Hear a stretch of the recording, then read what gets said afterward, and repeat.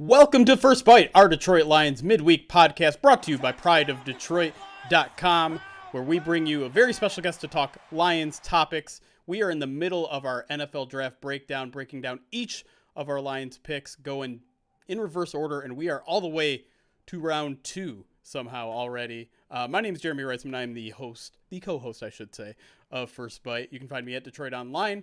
With me, as always, is senior editor of Pride of Detroit, and you can find him at Ryan_POD on Twitter, Ryan Matthews. How we doing tonight, Ryan?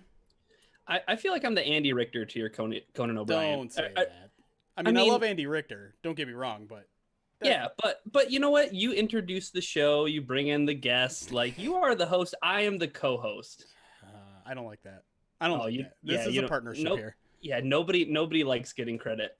It's uncomfortable when you're credited with stuff, but Terry, no further. Let's get into it. Yeah, as I mentioned, we are into the Lions' second round picks. Josh Paschal is the man of the hour. We're going to talk all about him, and to help us get to know him, an expert, I'm going to say. I'm not sure if he'll say that on Josh Paschal. He is he's covering the University of Kentucky football and recruiting for Kentucky Sports Radio.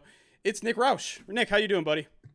Well, the guest brought a coffee cup too, so I'm ready to rock and roll today. Perfect. Love to hear that. Let's get right into it. I want to start at the beginning. His recruitment. You cover recruitment there. He's pretty highly thought of guy. Number 6 in Maryland, 11th ranked in the country at strong side defensive end. So, what was the reaction like when Kentucky landed him? And can you kind of give any insight into how the recruitment of him worked? Yeah, and I'm going to start by a little warning to all your listeners. I'm a huge Josh Paschal fan, and there's going to be times where you think I'm just blowing smoke to make Lions fans feel great about this pick, but I genuinely believe all the things I'm about to say. I would say this to his face. I'm a big Josh Paschal fan, so you brought the right man on for the show. But Josh was a significant recruiting win, and part of the equation, Kentucky did all of the right things. His brother Trey, he was actually at UK the same time I was in school. He's now his agent, as a matter of fact. Started an agency in the last year or so, and represents him for the Lions. But it was one of those things where Trey had finished his playing time. He only got a year or two under Stoops, so they brought him in to be a GA, and you thought, okay, maybe there's something going on here. But Trey was very honest and open. It was like, listen, go wherever you want to go where you need to go, but like, don't do it just because I'm here. And honestly, if I'm only here because I actually genuinely still like it here. This isn't the Kentucky that I came to school with. Like, Kentucky's turned things around since Stoops had got here. And I believe it was class of 2016, if I'm not mistaken. So they had gotten 5 wins. We're picking up some steam. And I think had just been to their first bowl game in 5 or 6 years, something like that. And getting Josh was huge because Kentucky's mentality, the way they've been successful, kind of since he got there, and a part of Stoops' resurgence was having strength in the trenches. And Josh's highlight tape is pure comedy. He's playing in the DMV, and those Catholic leagues in the DMV, they're no joke. And I think the first 3 or 4 plays, he just destroys the guy in front of him, and it just like forces a fumble. It's like Jadeveon Clowney versus in the Outback Bowl kind of stuff. Careful. but like that's the kind of the kind of weapon they got. And as soon as he committed, not only was it huge for recruiting success with the program, but in his first game, they put him in. They were playing at Southern Miss. It was kind of an odd game. You're not usually playing Conference USA teams on the road. But they had him as just like a pass rush specialist. We're only going to put him in on obvious third down situations. Well, on a 3rd and long, they ran a twist. And Ito Smith, who was with the Atlanta Falcons for a while, caught a screen pass. And Paschal right to the solar plex, just absolutely lit him up. And it was like, okay, this dude's for real. This guy's for real. And really, since day one, he's been as good as advertised for the University of Kentucky. Well, Nikki, you talk about Mark Stoops and, him taking over at Kentucky. He had some really, it doesn't seem like he's got anything bad to say about a guy like Josh Paschal. One of his quotes actually was, "He empties his tank every day. One of the most special players, if not the most, I've ever coached." So like, what I want to know, Nick, is like, other than his relentlessness, what really endeared him to the coaching staff and to his teammates at Kentucky? Josh is one of those guys that sometimes he's so nice. You're like, okay, is something going on with this guy? You ever been around those kind of people? Sure. But he also can take a joke, roll with the punches. And he was initially kind of a quiet kid who just kind of put his nose on the grindstone, went to work, really did whatever they asked him. Kentucky plays a 3-4. He started outside linebacker, ended up gaining weight. They're like, we're going to put you a defensive end. So he was willing to do whatever. And that included really developing his skills as a vocal leader. And I know we'll talk more about it, but the best way I can put it, because I think where he got that quote from, when Josh when he was recovering from his year-long battle with cancer. So part of his recovery was a mental thing where he had to understand. He was just frustrated as hell because he wasn't as good as he was, and he wasn't capable yet to do what he did before he had to go through all the treatment and surgeries and stuff like that. And Josh was just going to, just fight tooth and nail through it, whatever the case may be, because that's the kind of dude he is. There's just something about his intestinal fortitude that it's really hard to quantify. It's really hard to describe, but Stoops does a great job there with that quote. Just always emptying the tank, doing whatever he could for the team. Yeah, let's dive more into him as a person, because obviously, there's the cancer story, and I do want to talk a little bit more about that. But I also kind of want to talk about him in terms of graduating. He graduated. He's one of the guys that, in this draft class that did graduate. He got a degree in family science. He's working on a second degree. So I guess does that is education important to him? Seems like the answer is an obvious yes there, but I guess what does that tell you about the kind of person he is? So Kentucky, he's the first ever 3-time team captain in Kentucky football history. Right. He's one of those guys who's he's very serious about his business, and it's one of those, just because he's clocked out doesn't mean when he clocks out he's going to be tearing up the town. He's a man of God, takes his faith very seriously, worked with the Fellowship of Christian Athletes. I want to say he might have even baptized a couple of his teammates. And you don't have to be a big God guy to be a good person, but he's one of those two that actually lives it. And I know another thing that didn't make headlines probably everywhere because that was what was happening in our country. But when they're slowly turning back from COVID, we've got racial unrest everywhere. I'm in the city of Louisville. Breonna Taylor gets murdered there. There's protests all over the place. And him and part of his team, they staged a walkout of sorts as like hey, everybody, like this stuff matters to us. In a state where, like, to be frank, it wasn't a message that was well received by everyone. And from personally, it hit me. It hit me rather hard as somebody who is a white man covering African-American athletes, primarily African-American athletes. It helped change my perspective. I didn't have the wow moment that the swimming pool I learned to swim was right down the street from Breonna Taylor. So, it made me come to grips with some difficult things. And it was because of the kind of courageousness, the bravery of Josh Paschal to be the voice for the team when he knew he was going to take a lot of bullets in this case. He's a selfless guy who is just willing to do whatever, not only to make himself better, but also make the team better. Well, Jeremy alluded to it, and I think it's a perfect segue because you just talked about how courageous and how brave a person Josh Paschal is. But we got to talk about that 2018 season where he's, diagnosed with this deadly form of skin cancer in the spring of that year.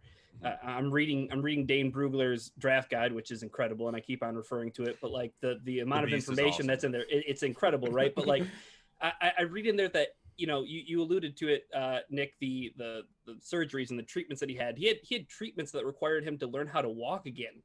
I mean, let alone play football. So like, you know, he's redshirted. He comes back to play the final, you know, couple games of the 18 season. Like, for all intents and purposes, like, can you tell us like how he handled such trying times?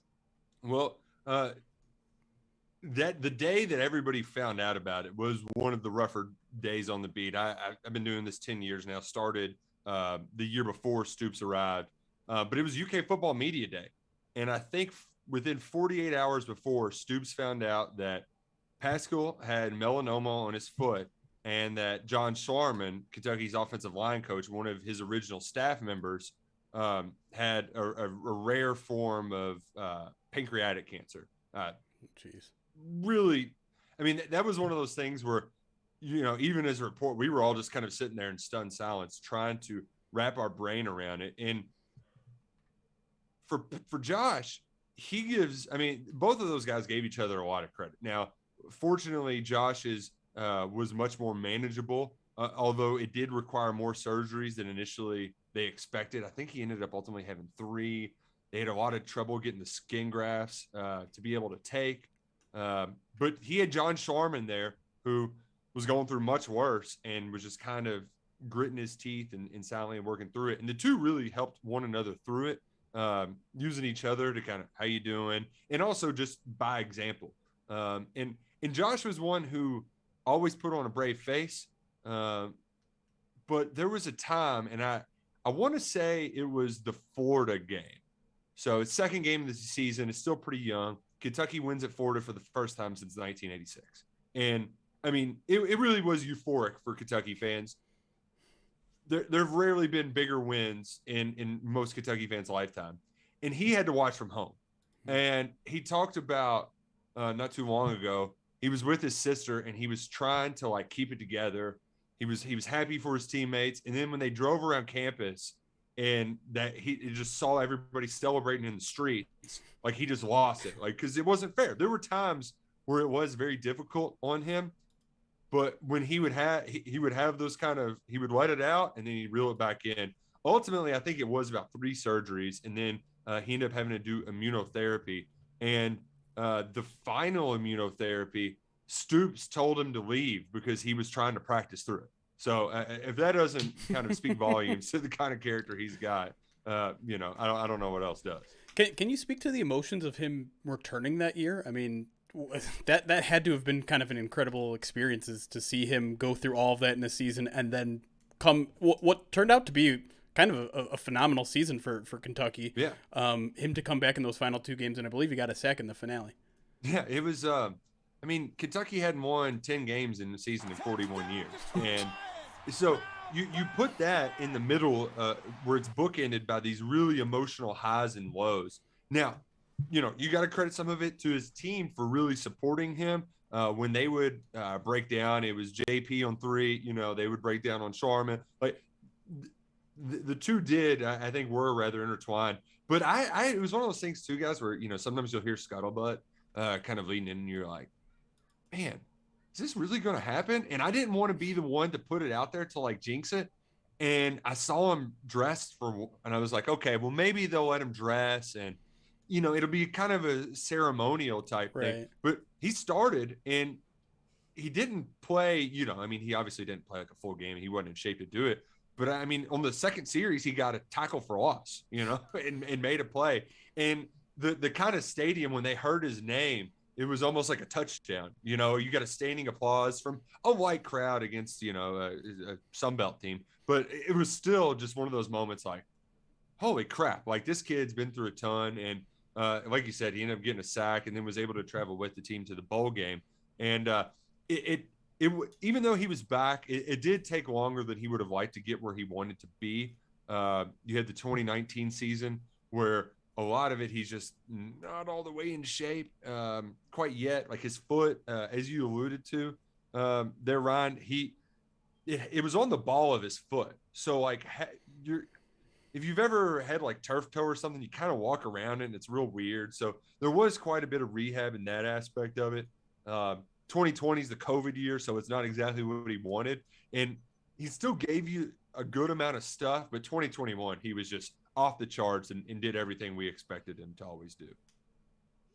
Yeah, I mean, I think that's a great segue into our next segment, right, Jimmy? Yeah. We're going to talk a little bit more about Josh Paschal and what he can bring to the table as a football player. But, I mean, yeah, we've learned an awful lot, and I'm excited to learn a little bit more. Yeah, appreciate you sharing some of those stories with us. But yeah, let's take a break here. When we come back, we're talking all Josh Paschal, the football player, what he can bring, what he's good at, what he still needs to work on. So stick with us here on First Bite. We will be right back.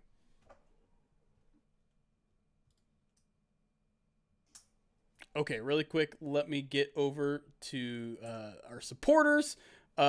Jack, thank you for the follow, by the way. J. Russ, thank you for the 13-month subscribe to the channel. Throwing some MCDCs in the chat.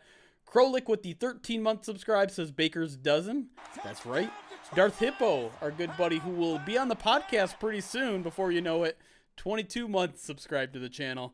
Our friend Dan Pask, 14 months subscribed to the channel, says finally figured out the auto pay. Woohoo, Felix, Homer Simpson, not causing a meltdown. Love David Blau and love real journalism, Jeremy. Go Lions. Appreciate that. And J-Man Jr. with the 12 months, full year, J-Man Jr. Thank you for the support. Really appreciate that. All right, we're caught up. And Nick, I'm so sorry if I mispronounced your name. I was going to ask you before the show and I forgot. No, you got it. You nailed it. Roush? Like the Mustang. Yeah. Perfect. Thank you. Roush Racing. Yeah. All right. Then with that, I think we'll get right back into it. All right, one sec.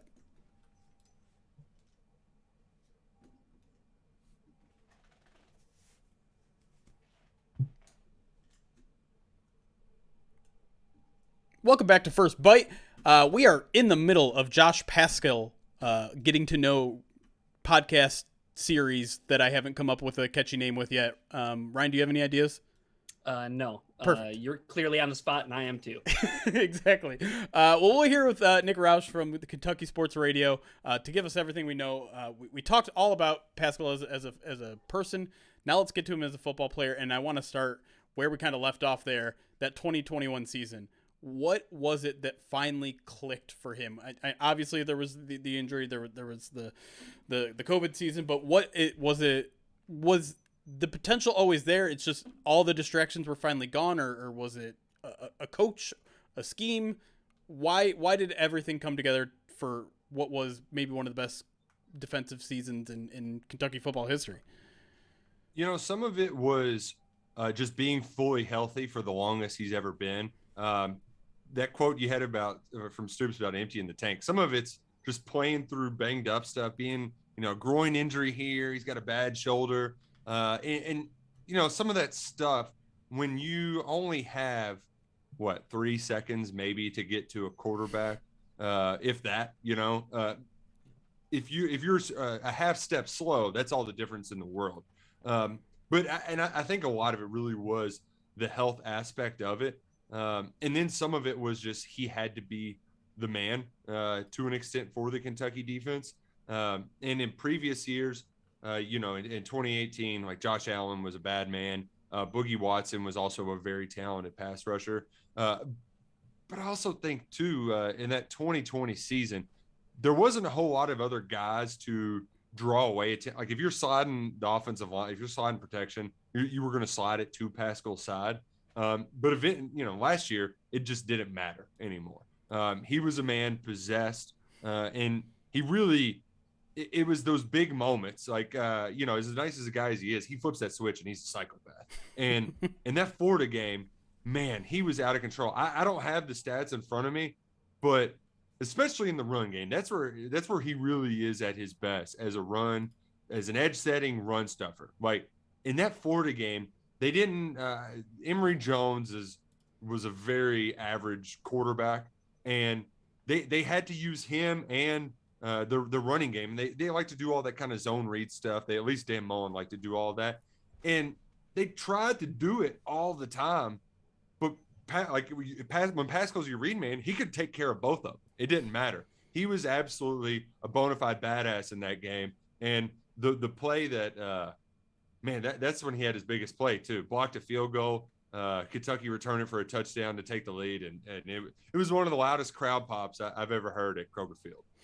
Yeah, 2.5 tackles for loss in that game, by the way. Yeah, not too shabby. Yeah, not bad. Not bad when you have 15.5 though in a season. Like, my goodness. Well, and he would have led the SEC too, but Will Anderson had 70. Like it's like, any other year, right? Yeah, we just talked about on our podcast earlier this week, Nick. Like, the Lions had 197 pressures last year. The Los Angeles Rams had 425. Like, sometimes there's just a group or there's a dude who's doing it much better than everybody else, and whatever, you just throw your hands up. So, but I want to talk more about I want to talk more about what you mentioned earlier, Nick. He spent some time playing linebacker. He moved inside, played a little 3-tech. It seems like this coaching staff for the Detroit Lions just loves versatile dudes that they can move around like chess pieces and put them in positions to succeed truly. It's not just coach speak, but like at Kentucky, it seems like that 2021 season was where it all clicked. So like, where and how was he most effective?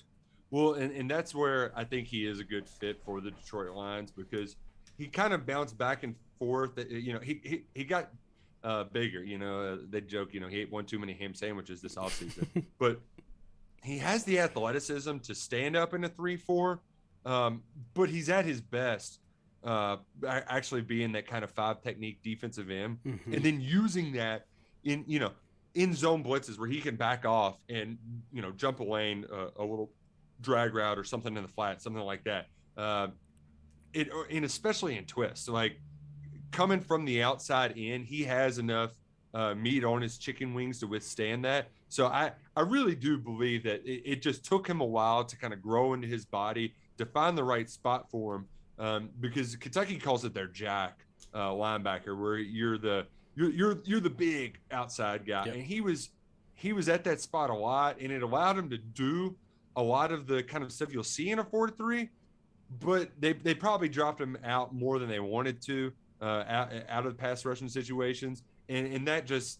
if you're taking away a dozen pass rush attempts a game, like it's just, your numbers just aren't going to be the same. So I actually think in a 4-3 as a defensive end is probably where he's best suited as a defensive lineman.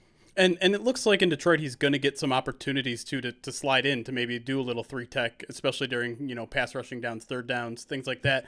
And I know that's not something completely foreign to him. So can you kind of speak to his ability, that kind of quick first step inside that he brings as a potential like defensive tackle pass rusher? Oh yeah, well, because and that was the thing is when they were trying to figure out positions, is he was bigger than most outside linebackers, but he was also a step slower. Right. And he was a step quicker on the inside, but you could only use that so often without worrying about the durability factors or so. So especially like as you all alluded to, those third down packages that play off the top against Southern Miss back in 2017 or whatever it was, 2016, that was that scenario where he just played it perfectly. And I can see that definitely being a role he plays for the Lions in the future.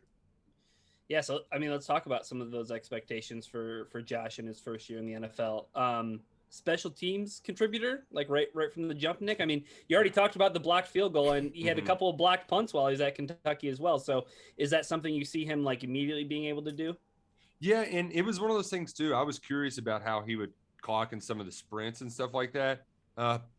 Because it's not all about having your gunners on your punt return team or what have you. I could see him being one of the guys in the right up in the middle of things, and then sprinting downfield and trying to lay a block on somebody. So certainly those block kicks, they came in handy. They came in handy. And as I mentioned earlier too, he's a for the team guy. He's not going to be too big of a head to be able to I'm too good for this. That's not going to be Josh. And I think is another thing too that I don't want to overlook either is he's a smart football player. There's some of it's football IQ, but a lot of it's instincts. And there was one play in particular that Malik Cunningham for Louisville, he put up some gaudy numbers last year. He was a one-man team if there ever was a one-man team in college football. And even though Kentucky has beat them by 1 million points, combined points over the last 3 games, they typically have their moments before they separate. And Louisville was threatening in the red zone. It was, I want to say like a 3rd and 1, maybe not the red zone, but fringe field goal range. And they tried to run the option. And Paschal knew that it was coming before the ball was even snapped. He did just enough to make it look like he was biting on the pitch man, and then went right after Cunningham. And it was like 6-yard tackle for a loss. Couldn't do anything. And that kind of savviness, I know there's not as much, specifically the option that you would have, but there at the NFL, don't get me wrong, there's plenty of misdirection. There's plenty of complex, sophisticated offenses. And I don't think there's anything that you can throw at him that's going to be too overwhelming for Josh Paschal. If I could talk a little bit about like the technical side of his game, because physically, like the speed is there. I mean, his 10-yard split on the 40 was actually faster than Aiden Hutchinson's. But if there's a physical limitation, like slightly short arms, 6'2", so maybe 6'2", 6'3", not the tallest kind of edge guy, how does he make up for that? Is it good hand usage, good foot, feet, good foot speed, balance, that sort of thing? He's got really violent hands. Yeah. And playing in the SEC, I mean, there's just, you got to live and die by that kind of physicality. And that's why he's so good in the run game. If there was a shortcoming of his, it is just his ability to finish as a pass rusher. I mean, you could have tacked on 4.5 more sacks. Hell, we'll just call it an even 6 over that 2019 and 2020 season, where there's so many times where he was either there, he was right there and he wasn't getting home, or it just something was a little bit off. I don't know how you close that gap, but if I was going to be critical of his play at all, it's finishing in those pass rush opportunities.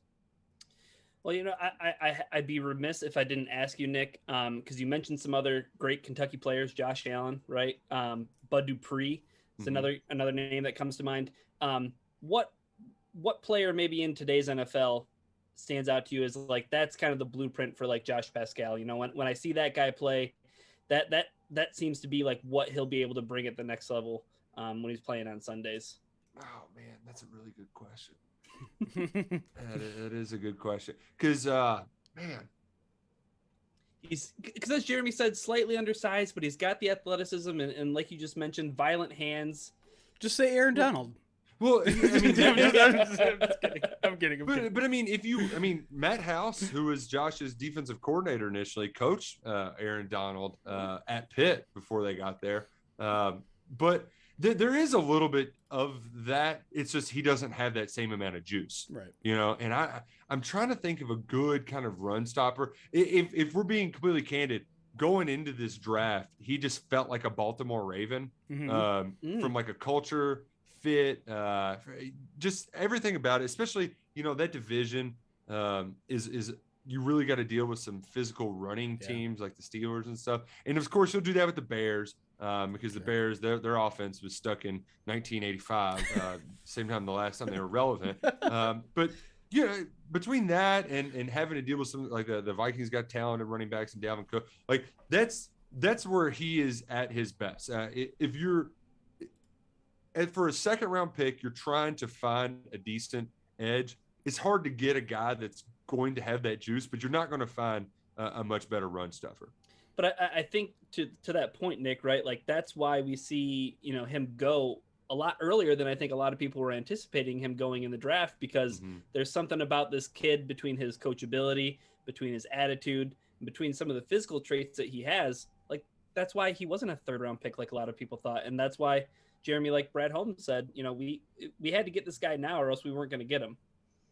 Yeah, and if he does end up making that transition to the interior, then you've got a huge, that's a huge win. I don't know what his path is, where the need is immediately, how he can fit in that puzzle piece well, especially just from dealing with being in the middle of the defensive line, just the physical demands of it. But if he can be into that, then he's a freaking steal. Yeah, he's an absolute steal. So I'm looking forward to watching his career progress. I really like what the Lions have been doing, just following from afar. I don't have an NFL team per se, even though I say I'm a Steelers fan. I love watching all of the games on Sunday, red zone and everything. And it is good to see the Lions like, all right, we're going we're going to develop an identity. We're going to win in the trenches, and the rest will ultimately, I'm and Ross, like that stuff will come together. Yeah. You don't have to just go out and get a bunch of receivers with the top 10 pick every year after year after year after year. Yeah. One more question about Paschal, and it's kind of relevant today because he's actually missed the past couple weeks of practice with an injury. Today, Dan Campbell said it was a lower extremity injury, which is a very strange way to explain an injury.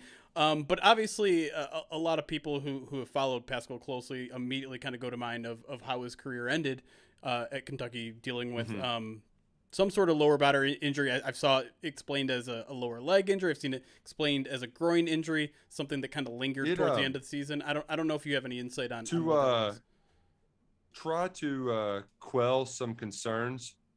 I know we got a little bit of lag here, and I hope I've caught up. I can still hear you at this point.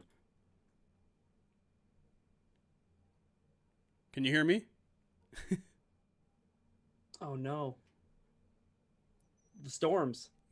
Yeah, we're dealing with storms on both ends to our live audience, so just hang with us here. This was the one thing that I think everybody was clamoring because right. The Lions cut his line right before we can't know the truth.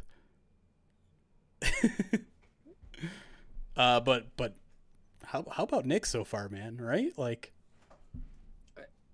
I got some tingles going right now.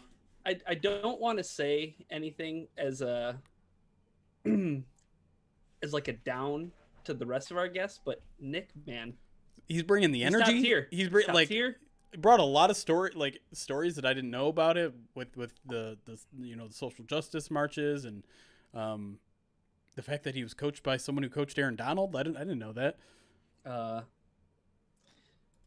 Connect the lines, people. Connect the lines. Connect the dots. Oh, whoops! Hold on. We'll go to this for now. We'll see if we get a hold of Nick to maybe close things out. But he did have a hard out at 7:40. So, oh, maybe back. Hold the phone. Hold the phone. But if you haven't already, go follow Nick. You can see his Twitter handle right up there-ish, but I'll read it anyways. It's at Roush, Roush KSR, as you can see for Kentucky Sports Radio. But yeah, we'll see if we can get him out here. I just had that. Did you have anything else you were going to ask, Ryan, or was that going to be it? No, it's going to be it. Oh, is he back? Can you hear us, Nick? I'm back. I am back. Sorry about that, guys. No. I can hear you. No worries. I really feel bad. No, I appreciate you. Like groin thing. Oh, sorry. You might have to start over here. Hold on. I wanted to get that last one in. I think it was like a hernia / groin. I don't know if he had surgery or not on it, but he was good enough to do all the stuff. I hope we didn't re-aggravate it though. But sorry for bringing it up there.